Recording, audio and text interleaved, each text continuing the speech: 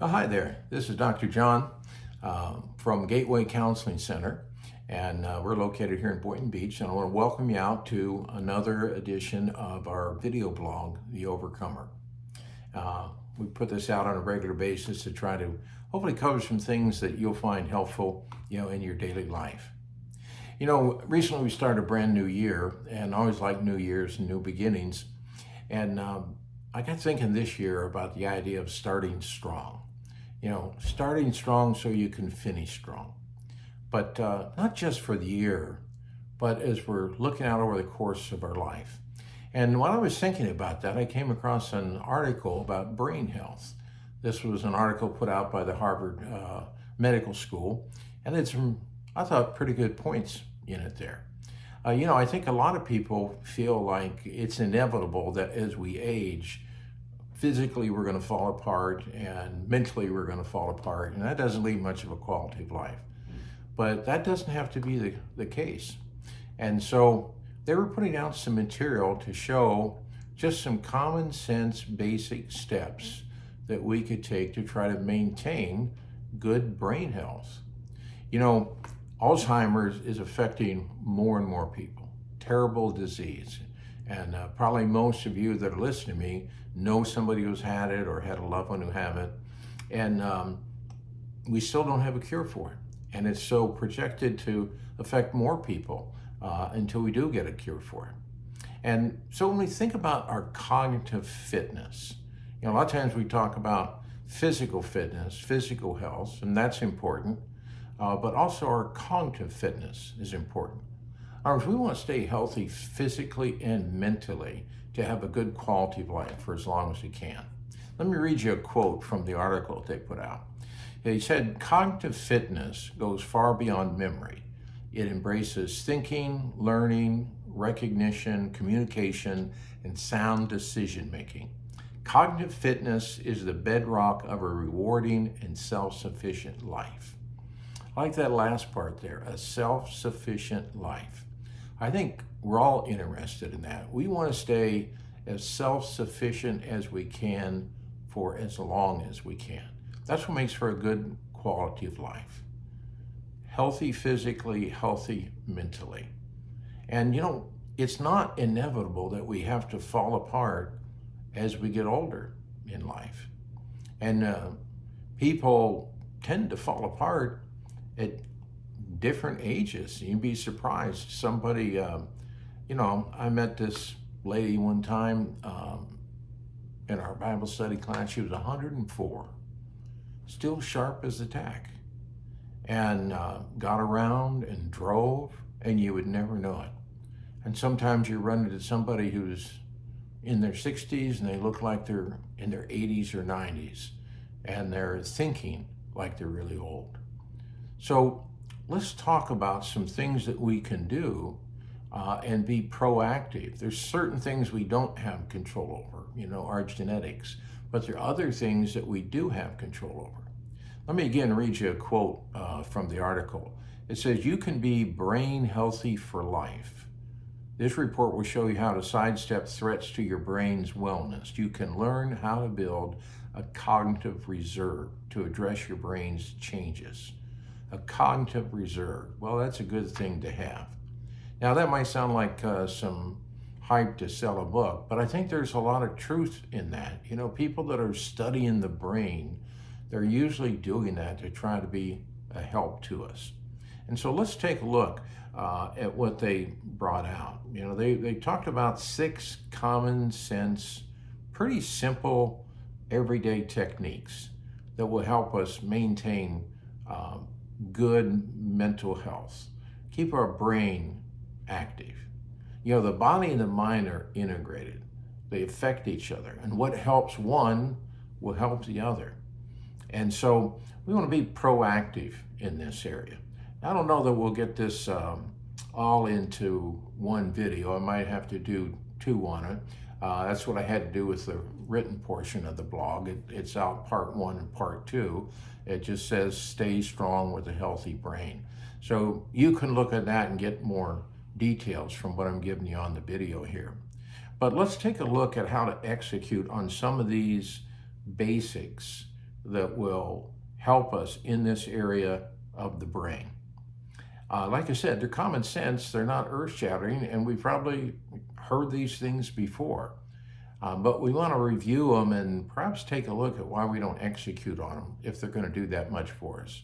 So step number one was eat a plant-based or at least a clean diet.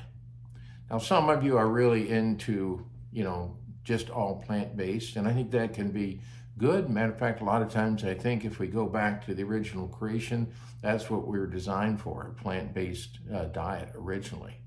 But I've got to be honest with you, I don't always eat just plant-based. But we can have a clean diet, a healthy diet. And there's different views on what that healthy diet is. One that we'll hear quite common is the Mediterranean diet.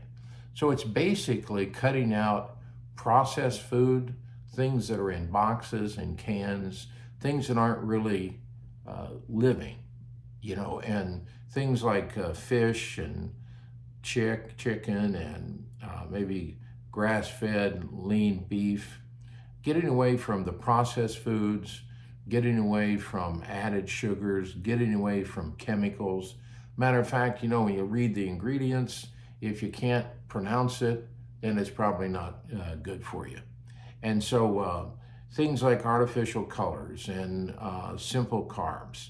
So the idea of just adding more fiber, more water, to a diet, things that are fresh, and now anytime you make a change, that can be kind of hard for you. So you can start small. Don't try to do it all at one time.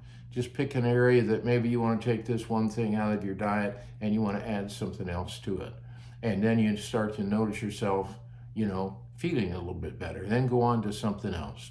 That's the way I like to make major changes in my life. Take some small steps and then build on those. And, we're seeing in the Congress, we're seeing in our government now, a lot of, in the newspapers and things, this whole discussion about our food supply, getting rid of chemicals and the overuse of antibiotics and things that maybe aren't good for our immune system, things that create a lot more inflammation in us, which is one of the major causes of disease that we have.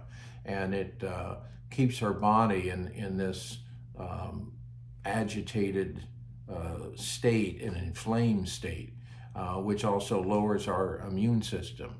It was Hippocrates. He lived back in 460 to 370 BC, often called the father of modern medicine.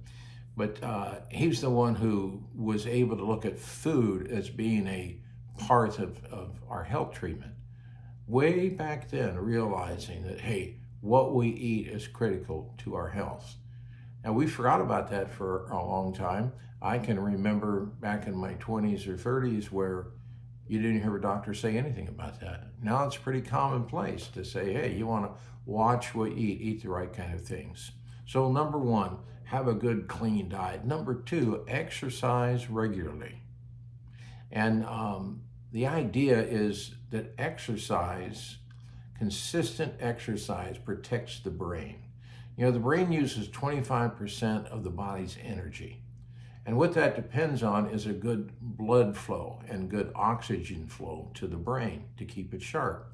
Because that way you get all the nutrients that the brain, needs.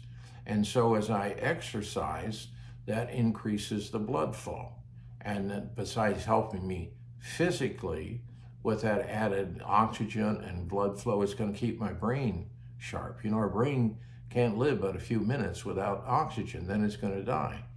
And so we got to get all those nutrients up to the brain to keep it sharp and keep it alive and keep it functioning at optimum performance. And so exercise increases our metabolism, and so it increases the blood flow throughout the whole body. So it's not going to just affect and help the brain, it's going to affect our whole body. Now, once again, you can start small at this. We all know we're supposed to exercise. We hear about that all the time. The problem is we just say, well, hey, I'm too busy. And most of us are. So you can start small. You try to put a new habit in. I tell folks, can you walk the end of your driveway? And as you just start doing that regular, then, and that gets a be easy for you, then you can walk to the end of the street. Just start small and putting something into your routine on a regular basis. But there's other ways besides just actually going to the gym and what I call, real structured exercises. You could take the steps instead of taking the elevator. You can park farther out in the parking lot and walk into the store. You'll have plenty of space. Everybody wants those up front spaces. But you get a chance to get a little more exercise. Looking at physical labor that you do around the house. A lot of folks, I know one fella, he's in his 80s, and man, he's always building things, pretty handy fella.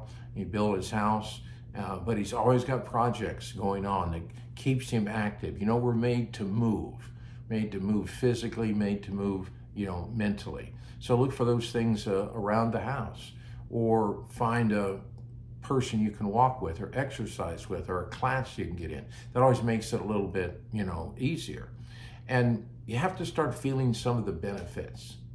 You lose 5 pounds and you can start to tell maybe a little change in your, clothing. You lose another 5 and you're up to 10. Now you're in double digits. And so that gets a little more motivating for you. You start feeling a little more energy. So as soon as you start to feel some benefits, then that motivates you to want to keep on going with it. And so a lot of times you don't have to do it for that long to start feel the benefits. And like I said, walking is it's a great exercise. And you can get outside, especially if you walk in nature. That's a good stress reliever. So get to what I call the tipping point. Do the exercise long enough where you see or feel the benefit, and then the success starts to feel or feed on itself. Then the third step they had was get enough sleep. Now, we pride ourselves in America of not sleeping that much. It's like a badge of honor, but normally adults need 7 to 9 hours of uninterrupted sleep. Good sleep where your body is going through a full sleep cycle. So you're hitting all the various brain waves and going through that. And usually it's about an hour and a half to go through a full sleep cycle. So, maybe 5 cycles, in the course of a night where your brain is hitting its different patterns. Because sleep is when your brain cleanses itself from toxins. So that's going to help protect from Alzheimer's and forms of dementia. It's where our brain rearranges memory storage. So in the morning you have more working memory available to you. And it's where the whole body repairs itself. So when we get the right sleep, we live longer. And sometimes people say, well, man, I hate to waste 8 hours sleeping. But in the long run, you're going to live longer than if you build up this big sleep deficit. Sleep also helps us lose weight. How easy is that? I'm going to sleep and lose weight, while I sleep. And our energy level is going to be greater. We're going to wake up, we're going to be more refreshed, more focused, going to be able to concentrate better when we get good and proper sleep. And to be able to get that, we have to be able to develop what I call good sleep hygiene.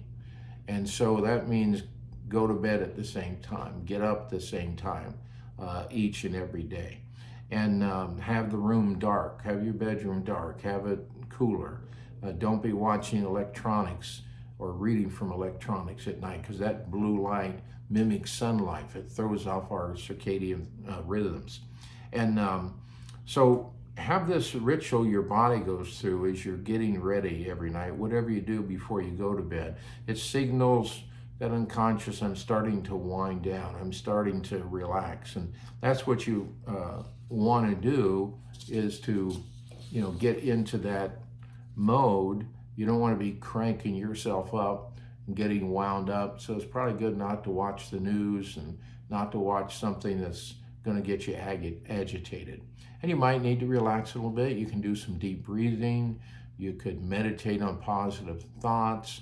You can remind yourself as you're thinking, oh, I have this to do, that to do tomorrow. Just write it down and tell yourself, look, this is my time to sleep.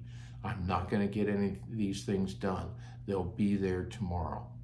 And so in the long run, you'll be more productive, you'll be a nicer person to be around, and you'll have a healthier brain when you get proper sleep.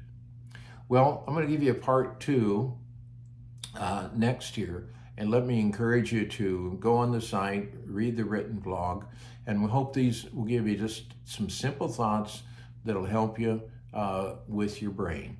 And as you get older, you'll really be glad that you did it. Okay, don't forget this now. You are an overcomer, and you can overcome some of these stressors that get in the way of the brain and having a healthy function of it. So we'll be back soon with part 2 of how to have a healthy brain and stay strong that way. All right, goodbye and God bless you now.